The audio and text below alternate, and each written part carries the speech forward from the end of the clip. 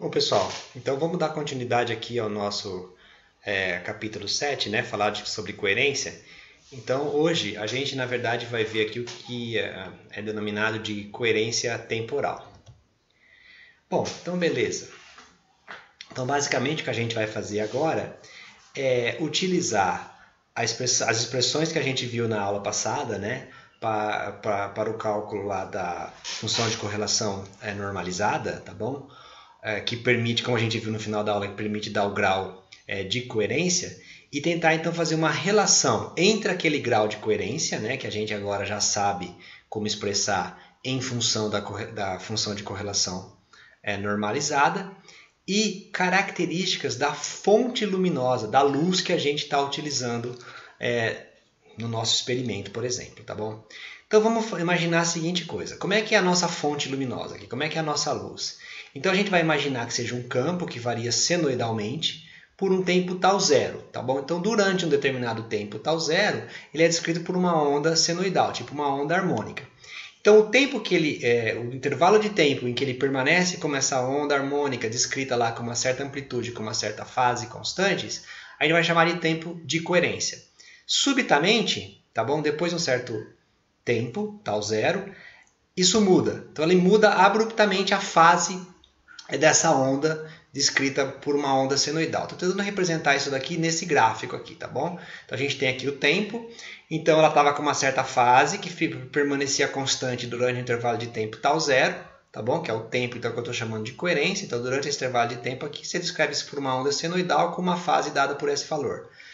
Passar esse tempo tal zero, puff, dá um pulo de fase, dá um pulo aqui, eu estou chamando de delta 1 de fase, ela fica com uma outra fase durante o intervalo de tempo tal zero, então até 2 tal zero, e assim sucessivamente, tá bom? Então a cada intervalo de tempo tal zero, ela tem uma fase constante. Esse é o primeiro modelo, primeira abordagem, e uma das mais simples e bastante conveniente para a gente entender como é que funciona então o que a gente está chamando aqui de coerência temporal. Então a gente está imaginando que a nossa onda é desse jeito, é uma onda que vai ser senoidal, campo harmônico, que vai permanecer com uma fase constante por um intervalo de tempo tal zero, depois com uma outra fase constante por um intervalo de tempo tal zero, assim por diante, tá bom? Então tal zero aqui seria o tempo em que a fase permanece constante, que é o que a gente vai chamar então de tempo de coerência.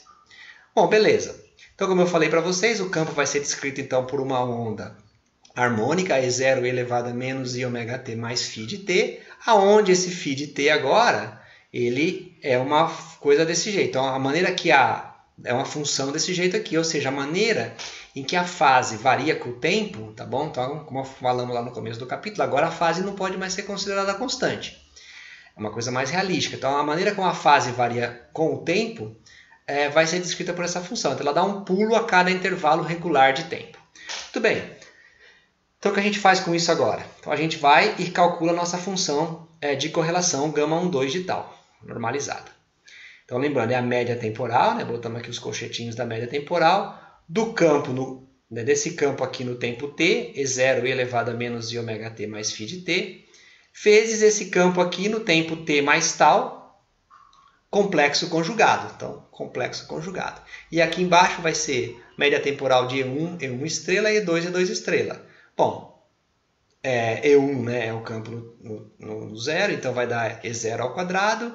E2 também vai dar a amplitude do E0 ao quadrado, né, que seria o campo no tempo t mais tal. Então isso daqui é claro que vai dar um E0 à quarta, isso aqui vai dar um E0 ao quadrado, que é proporcional à intensidade, então fora da raiz, tá bom? Então é basicamente isso aqui que a gente tem que calcular agora para saber então qual que é o grau, o grau de correlação, né, ou o grau de coerência de uma fonte que tem então uma fase que varia no tempo dessa forma que a gente está descrevendo aqui. Bom, então, né, a partir dessa expressão a gente pode tirar o E0 para fora, E0 ao quadrado para fora, tem um E elevado a mais I ômega tal que sai para fora, e então resulta nessa expressão aqui. Então vai dar um E elevado a menos I ômega tal, E0 ao quadrado do denominador, que vai cortar, e fica então a média temporal do E elevado a φ de t menos φ de t mais tal, tá bom? Para ficar bem explícito o que a gente está fazendo aqui, né, porque senão dá a impressão que a coisa ficou simples. Na verdade, essa média temporal, a gente escrever ela explicitamente, então vai dar o E elevado a I ômega t aqui. A média temporal é o limite em que t vai para infinito, né? 1 sobre t, que é o período que eu estou fazendo a média, a integral dessa função aqui, né? elevado a menos i φ de t menos φ de t mais tal dt. Então, isso aqui é explicitando essa média temporal que é dada, então, por essa integral aqui, tá bom? Bom, então agora, para a gente analisar esse problema, nós temos aqui dois casos que a gente vai estudar. O primeiro caso, em que o tempo de coerência tal zero é maior do que o tempo de atraso tal entre os dois campos, tá bom? Então, é maior do que tal. Bom, como vocês viram, o que a gente está querendo calcular no final das contas é uma diferença de fase, né? Que é o φ de t menos o φ de t mais tal. Haja visto que isso é o que aparece aqui nesse argumento da nossa exponencial que está dentro da minha integral que eu tenho que calcular para resolver a média temporal. Então, é claro que eu tenho que saber como é que se comporta essa função φ de t menos φ de t mais tal. Tá bom? Então, só para relembrar aqui, ó, então basicamente o meu tal zero é maior do que o meu tempo tal. Tá? O meu tempo tal é a diferença lá entre o campo 1 e o campo 2. Né? A diferença de tempo. T e t mais tal. Então, esse intervalinho aqui é tal. Então, t0, tal zero, tempo de coerência, é maior do que tal. Então, vamos tentar entender. Vamos imaginar, então, voltando lá. Fiz o grafiquinho mais bonito agora. A minha função φ de t, tá bom? Então, essa aqui é a minha função φ de t. A cada intervalo de tempo tal zero, ela dá um pulo e muda o valor da fase. Agora, a gente vai ter que pegar essa função num tempo t mais tal, tá bom? Então, eu vou fazer aqui, ó, o gráfico, tá bom? Esse gráfico azul é a mesma função φ de t deslocada aqui para a esquerda por um valor tal, tá bom? Podia ser para a esquerda ou para a direita, não faz diferença, tá bom? Mas eu fiz para a esquerda só que fica mais bonitinho. Então, dá para ver aqui, ó, perfeitamente, né? É a mesma função deslocada num tempo tal. Então, é a função de φ de t mais ou menos tal, tá bom? Não importa. Então, o que vocês observam aqui? Então, esse ponto aqui é tal zero menos tal, esse ponto aqui é 2 tal zero menos tal, esse ponto aqui é 3 tal zero menos tal, né? E esses pontos aqui das linhas vermelhas seriam o tal zero, 2 tal zero e 3 tal zero.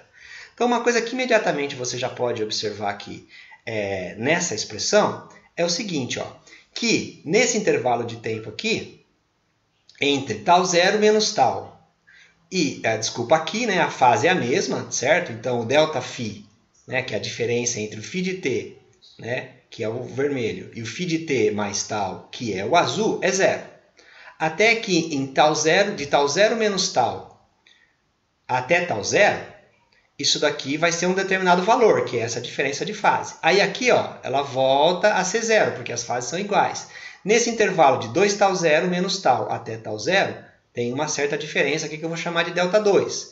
E aqui de ΔΔ3. Então, basicamente, o que a gente tem nesse caso aqui, em que o tal zero é maior do que tal, é exatamente isso. Né? De 0 até tal zero menos tal é zero. Depois ela dá um pulo nesse intervalo, tem um certo valor ΔΔ1 aqui, que é isso daqui. Nesse intervalo de tempo de tal zero menos tal até tal zero. Aqui de novo é zero, depois de 2 tal zero menos tal até 2 tal zero, e assim por diante, tá bom?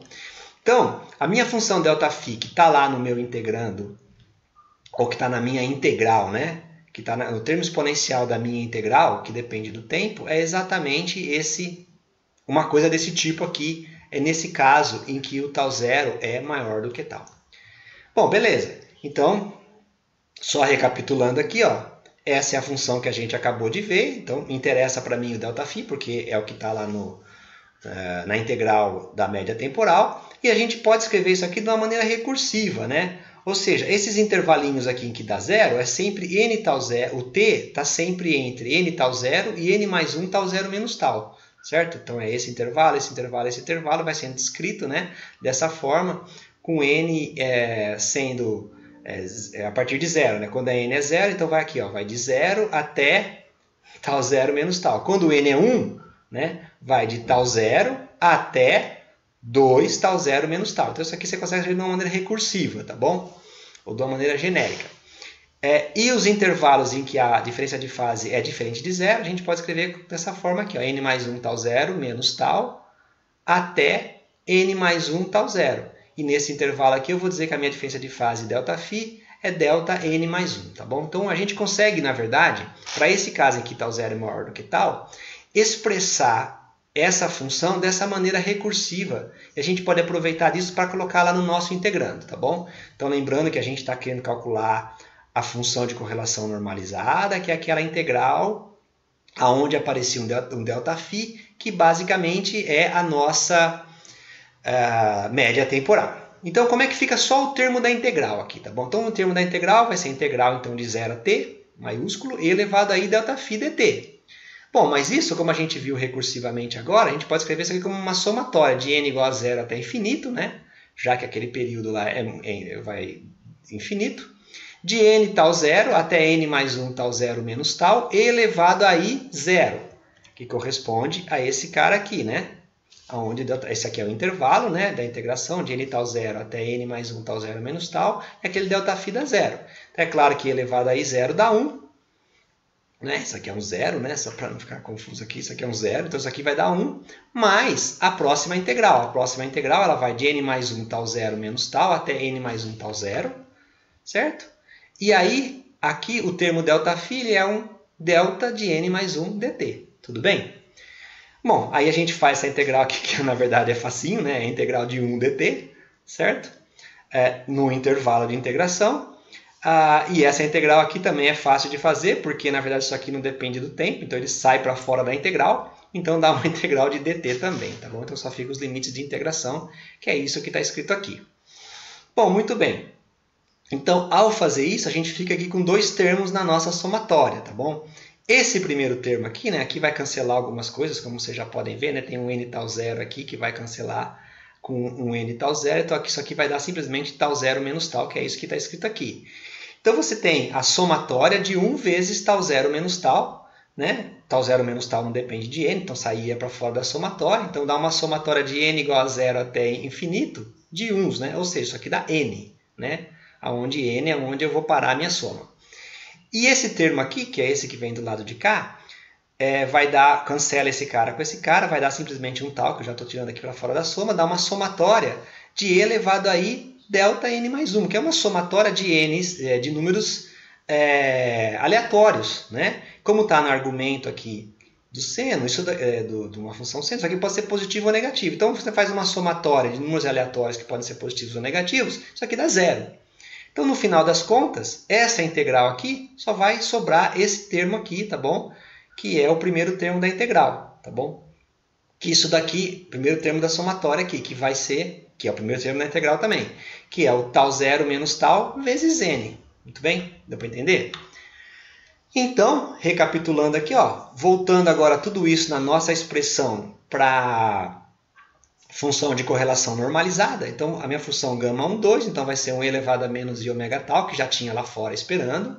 O limite, né, em que, em vez de t infinito, eu vou fazer o limite em que n vai para infinito. E eu vou trocar esse 1 sobre t aqui, eu vou expressar esse 1 sobre t como sendo unidades de tal 0. Então ele vai ser n vezes tal 0. Então fazer o n para infinito é a mesma coisa que fazer o t para infinito lá na nossa...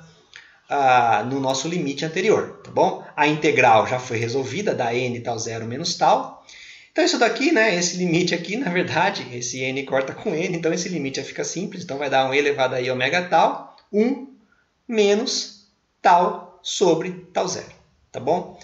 Então a minha função de correlação, cujo módulo, né, me dá o grau de coerência, para o caso em que o tal 0, que o tempo de coerência é maior do que o tempo de atraso, do que o tal, é simplesmente elevado a i ômega tal, 1 menos tal sobre tal 0. Então esse aí é um caso.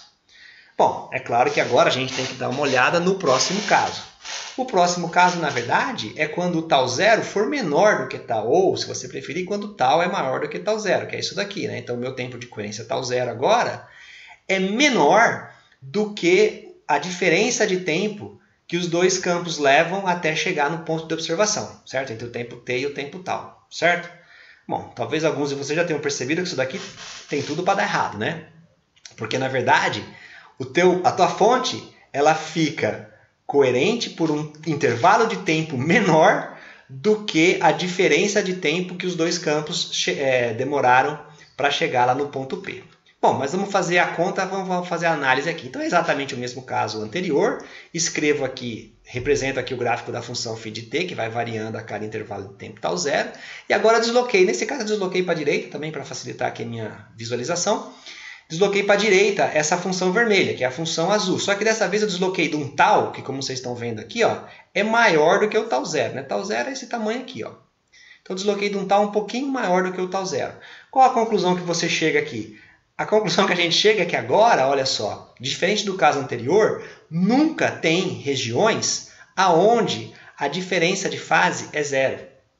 Tá bom? Ou seja, em que a fase entre um campo e outro é mantida. Tá vendo? Aqui ó, você tem uma certa diferença de fase nesse intervalo de tempo. Aqui você tem essa diferença de fase nesse intervalo de tempo. Aqui você tem essa diferença de fase. Até que chega aqui, a diferença de fase é menor. Então, para qualquer intervalo, para qualquer tempo t aqui, ó, a diferença de fase ela é diferente de zero. Ou seja, tem uma fase diferente entre o campo 1 e o campo 2, quando tal, né, o tempo de atraso, é maior do que o tempo em que a minha fonte permanece coerente, ou seja, pelo tempo em que a minha fonte permanece com uma fase constante. Interessante, né? Bom, então nesse caso, só recapitulando aqui, ó, o ΔΦ é sempre diferente de zero. Então naquela última conta que a gente fez, só vai ter aquele termo da somatória de n indo zero até infinito do e elevado a i ΔN mais 1, que dá zero, né? Que é a somatória de números aleatórios, né?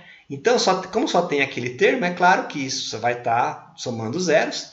Então, é claro que o meu gama 1, 2 de tal vai ser igual a zero para o caso em que o meu tal é maior do que tal zero. Deu para entender? Ou seja, se eu for reescrever agora a minha função de correlação normalizada, eu tenho que seguir esses dois casos, né? O caso em que t menor do que t0 e o caso em que t maior do que tal zero. Para ajudar um pouco aí na visualização, vamos voltar, em vez de a gente voltar na expressão só para o gama 1, 2, né, para a função de correlação normalizada, vamos voltar na expressão lá da intensidade que a gente tem quando faz a interferência dos dois feixes. Então, a intensidade I vai ser I1 mais I2, mais 2 vezes a raiz de 1 vezes I2, a parte real do gama 1, 2, da função de correlação normalizada. Essa parte real aqui do gama 1, 2, né, como a gente acabou de ver, para t menor do que t0, é esse caso aqui, para t menor do que t0, vai dar e elevado a i ômega tal, então tem que fazer a parte real disso, que vai dar isso aqui vai dar um cosseno, tá bom? Então eu vou voltar lá na frente. Então voltando aqui, vai dar um cosseno de ômega tal, 1 menos t sobre tal zero, para tal menor do que tal zero. E a parte real, para quando tal, a parte real desse gama 1, 2 é zero, né? Que é zero para tal maior do que tal zero. Gama 1, 2 é zero, para tal maior do que tal zero, então a parte real é o próprio zero. Então, para tal maior do que tal zero dá zero. Então, a gente tem essas duas situações. Então, no caso que a gente... Então, basta agora a gente colocar isso nessa expressão. Para ajudar um pouquinho a visualização, vamos imaginar a seguinte situação aqui. Vamos fazer o I1 igual a I2 igual a I0, que é o nosso velho e bom interferômetro de braços balanceados, tá bom? Então, nesse caso aqui, o que fica o meu I de tal?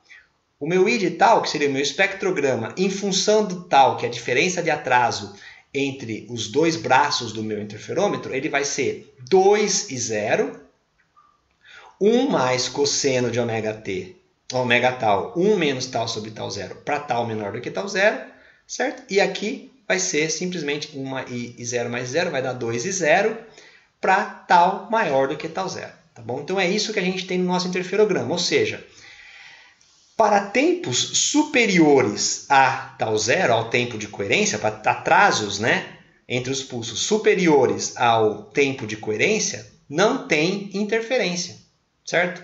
A intensidade vai ser simplesmente I1 mais I2, que é I0 mais I0, que é 2 e 0. Só vai ter termos de interferência para a situação em que o tal for menor do que tal zero. Talvez a gente graficar aqui fique até mais fácil de vocês observarem. Então, aqui eu estou fazendo o gráfico daquela função. Então, aqui é uma função cosseno, né?